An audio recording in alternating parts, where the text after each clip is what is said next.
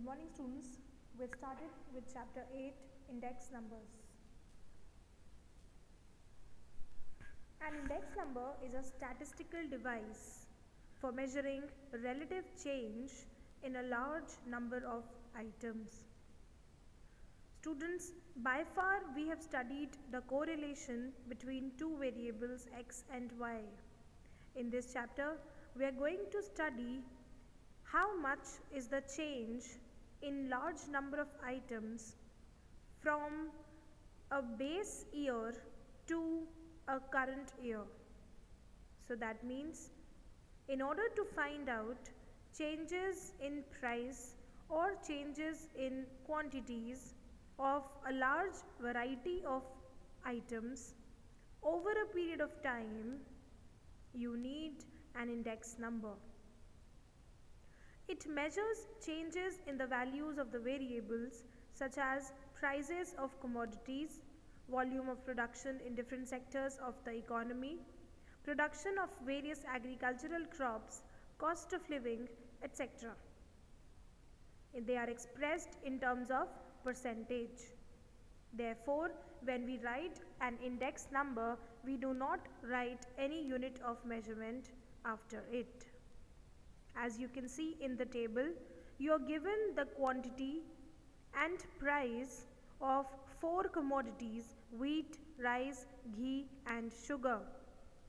Now if we want to compare the price of all these 4 commodities from the year 2000 till the year 2015, then we can measure this change by calculating an index number.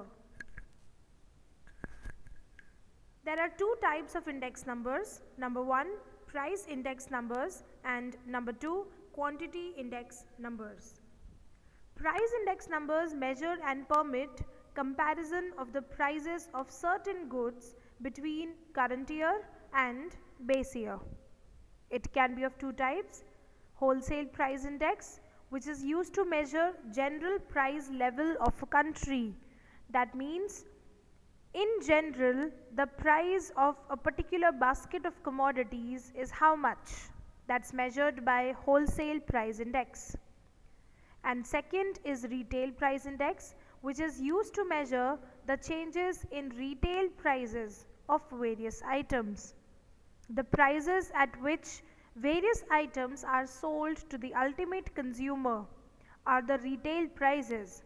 And to measure changes in these retail prices, we calculate retail price index. So there are two types of price index numbers: wholesale price index and retail price index. The second type of index number is a quantity index number. They measure changes in the physical volume of production, construction or employment during a year with reference to another year, that is the base year. Example, agricultural production index, which measures, students, the variety of agricultural production over a period of time.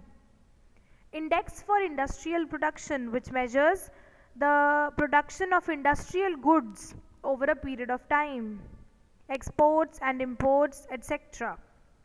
So in cases where you need to measure changes in the volume or quantity of a variety of items, you need to find out quantity index number. Understanding the index number, students. Of the two periods which are used for comparison, the period with which the comparison is to be made is known as the base period. The value in the base period is given the index number 100.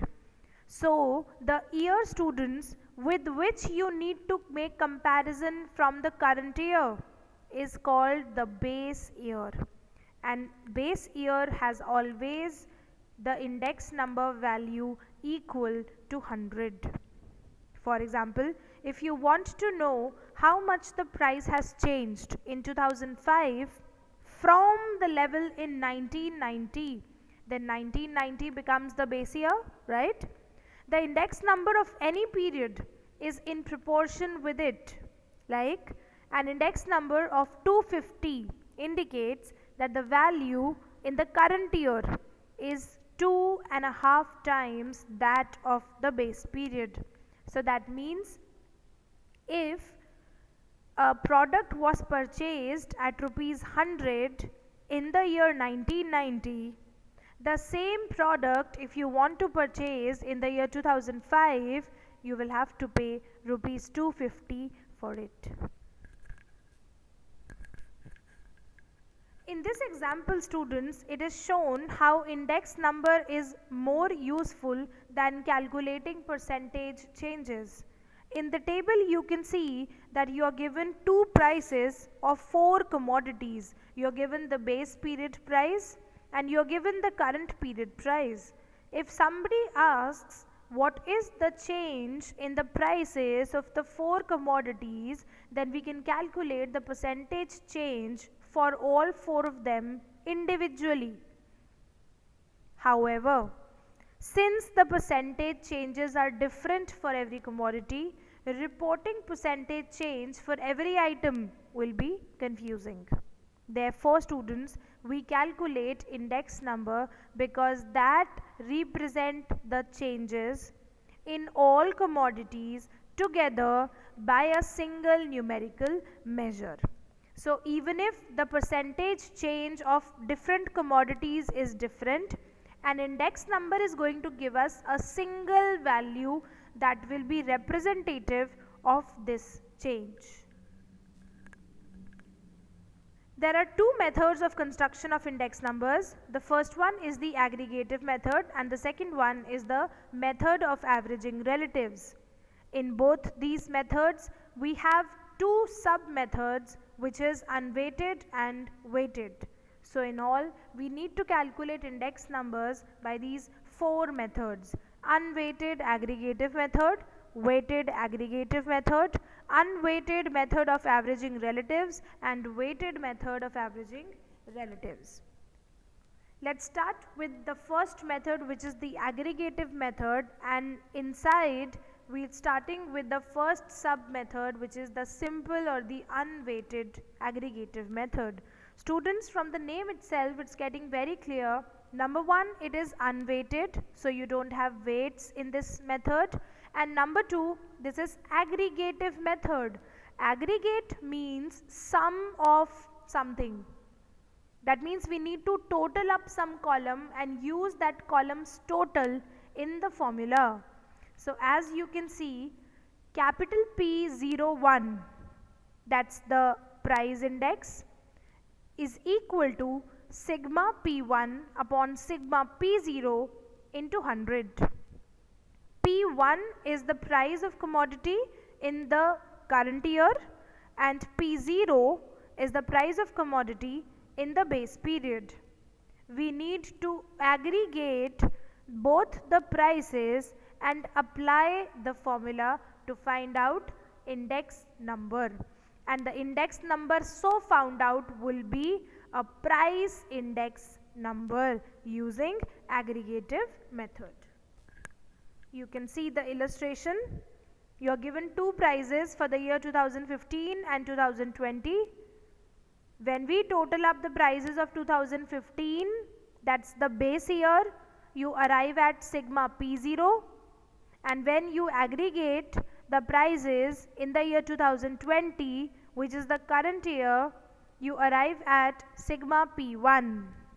Divide both the values and multiply by 100 to get index number, which is equal to 138.5. So what is the interpretation, class? The interpretation is that if 138.5 is the index number for the current year and 100 is the index number of the base year, that means there is an increase of 38.5% in the prices. So from the year 2015 till the year 2020, the prices of all 4 commodities taken together have risen by 38.5%. The next method is the weighted aggregative price index. Again, we need to aggregate a column, but now the column is used to be obtained by using some weights. The first one is a Laspers price index, which has the formula, as you can see, P01. That means price index number is equal to sigma P1 Q0 and sigma P0 Q0. Divide both of them into 100. I hope now the denotions are clear to you. Students, P1 stands for prices in the current year. P0 stands for prices in the base year. Q0, as you can see in the formula, stands for quantities in the base year, right? So Laspers uses base year quantities, that means Q0, as weights. This method uses the base period quantities as weights. A weighted aggregative price index using base period quantities as weights is also known as Laspers price index. It provides an explanation to the question that if the expenditure on base period basket of commodities was 100, how much should be the expenditure in the current period on the same basket of commodities? So supposingly you are consuming 4 commodities A, B, C, D, and you are paying rupees 100 to consume these 4 commodities in the base year, then Laspers price index will tell you how much you will have to spend in the current year to consume the same basket of commodities. In contrast to it, we have the second weighted method, which is the Purchase price index. As you can see in the formula, students, Q0 is replaced with Q1. Q1 is quantities in the current year. So basically, as per Purchase, quantities in the current year are used as weights. It uses the current period quantities as weights. A weighted aggregative price index using current period quantities as weights is known as Purchase price index. It helps in answering the question that if the current period basket of commodities was consumed in the base period and if we were spending rupees 100 on it, how much should be the expenditure in current period on the same basket of commodities? So the only difference between Laspers and Purchase is that, students, we are concerned with quantities of the base year in Laspers method and quantities of the current year in Purchase method. Sorry. So Purchase method tells you that if the quantities which you are consuming in the current year were consumed in the base year and you were spending rupees 100 in the base year, then how much are you likely to spend in the current year for the same basket of commodities? We have an illustration over here. As you can see, we are given 4 commodities A, B, C, D. We are given the price and quantity belonging to the base period and price and quantity belonging to the current period. In the solution, as you can see, after the question columns, we have formed 2 columns. See, students, the first column is P0 Q0, which means price of the base year into quantity of the base year. The second column is P1 Q0, which means prices of the current period into quantities of the base period. Then you have P0 Q1, which means prices of the base period into quantities of the current period. And lastly, we have P1 Q1, which means price and quantity both of the current period are to be multiplied. When you form the 4 columns, you need to total up them, as we are using the aggregative method, remember. When we apply the formula as per Laspers, That's P1Q0 upon P0Q0 into 100. So we find out that the index number comes out to be 135.3. Let's see the interpretation. Using base period quantities as weights, the price is said to have risen by 35.3% between the two periods. Alright? And as per purchase price index, we are taking Q1 as the weights. So accordingly, our index number comes out to be 132.1. What is the interpretation? The interpretation is purchase price index of 132.1 is interpreted as a price rise of 32.1% between two periods. Using current period weights, the price is said to have risen by 32.1% between the two periods. So Lasper's price index is telling you increase or decrease in the prices as compared to the base price using base period quantities as weights. And purchase price index tells you the same thing. That means change in the price level of different commodities from base year to the current year, but taking current year quantities as weights. The second method of averaging relatives will be discussed in the next PPT.